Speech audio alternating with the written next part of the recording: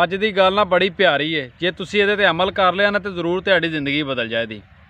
पुराने वक्त की गल है, उदों ना लोग पैदल सफ़र करते हुंदे सन ते बंबई दे विचों ना एक सुनियारा लाहौर दे विच आ गया अपने ना कोई हीरे मोती वेचण वास्ते। जो मार्केट जिथे सी ना जिथे खरीदो फरोख्त हुंदी सी उस जगह ते आण के ते उहने सेल करन दी कोशिश की। वो सारे विखाए, उहदे कुछ विचों विक गए तो कुछ बच गए। एक हीरा ना उन्हें जेब चों कढ़िया तो उन्हें कढ़ के आख्या आ हीरा जिहड़ा ना ये बहुत ज़्यादा कीमती है, सारी रात जागदा वे, रोशनी बहुत इहदी हुंदी है। उहदी तारीफ बयान की लेकिन उहदा ना विकिया। उन्हें जेब च पा लिया अपना जिहड़ा हीरा सी, पा के तो जान लगा तो उत्थों ना मजलस दे विच जिथे कंपनी जिथे मार्केट सी उहदे विच बंदे सन ना ते उहनां दे विच एक चोर भी सी। उन्हें उन्होंने पूछया सुनियारे नूं भी तू कित्थे जाना वे? कहा मैं बंबई जाना वे।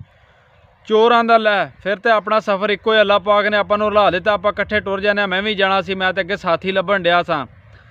लेकिन वो सुनियारा समझ गया, उन्हें आख्या भी ये मेरा साथी नहीं है, चोर है। तो जिहड़ा हीरा ने कीमती वेख्या ना ये मेरे को चोरी करना चाहता वे।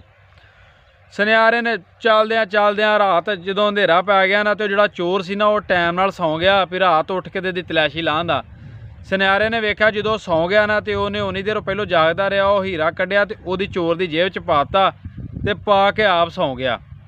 सकून नाल सुता रहा। चोर उठ्या अद्धी रात वेले, उठ के वो सारी तलैशी लई लेकिन वो कोलों हीरा ना मिलिया। उन्होंने चोर अक थक के तो सौ गया। सवेरे टाइम नाल सुनियारा उठ्या, उन्हें उठ के ना तो वो जेब च अपना मोती कढ़िया तो जेब च पा लिया। हुण सवेरे उठे तो नाश्ता करन लगे ना जदों तो चोर उन्होंने आंदा यार तेरा मोती कित्थे वे? राती जागदा ही नहीं सी पिया। मैं तो आंदा सौ जागदा होएदा। सुनियारे ने अपनी जेब च कढ़ के उन्हें आख्या भी आ मेरी जेब दे विच। चोर परेशान हो गया भी मैं तो सारी रात दी तलैशी लई उदों तो मैनू लभा नहीं, तो ये कोल कित्थों आ गया हुण मोती?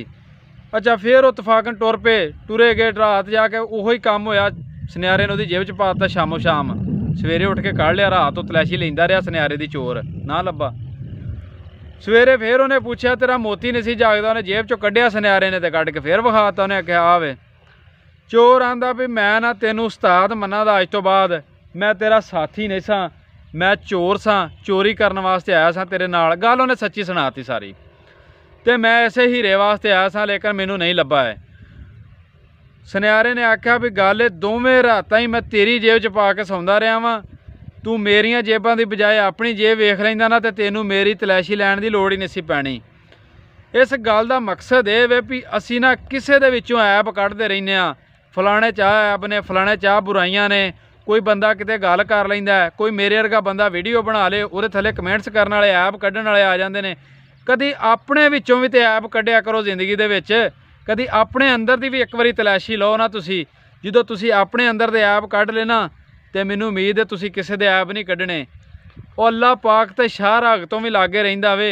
तुसी चंगी नीयत दे नाल अपने ते आप दे अमल करो, अल्लाह पाक तुहानू हर चीज़ ही देदा। किसी चो ऐब ना कढ़िया करो, जिंदगी च अच्छियां चीज़ां लभ्या करो ते तुहाडे विच भी अच्छियां चीज़ां आउण दियां। गल चंगी लगे तो शेयर जरूर करियो इनू।